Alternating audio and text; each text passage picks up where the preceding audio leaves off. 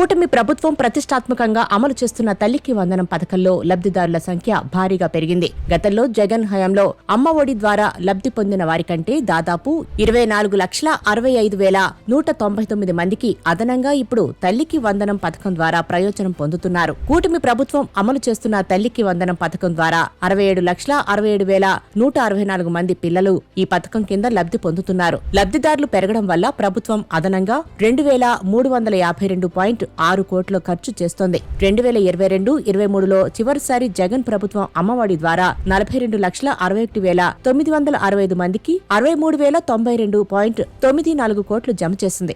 జగన్ 4 ఏళ్లు మాత్రమే అమ్మఒడి సాయం అందించారు. తల్లికి వందనం పథకం ఏ బిడ్డను అనాథను చేయకుండా ప్రతి బిడ్డ పాఠశాలకు వెళ్లడానికి, చదువుకోవడానికి ఆర్థిక ఇబ్బందులు లేకుండా సహాయం అందిస్తుంది. ఇది కేవలం డబ్బు ఇవ్వడం కాదు, లక్షలాది మంది తల్లుల కళ్లల్లో ఆశను నింపడం, వారి పిల్లల భవిష్యత్తుకు భరోసా ఇవ్వడమే.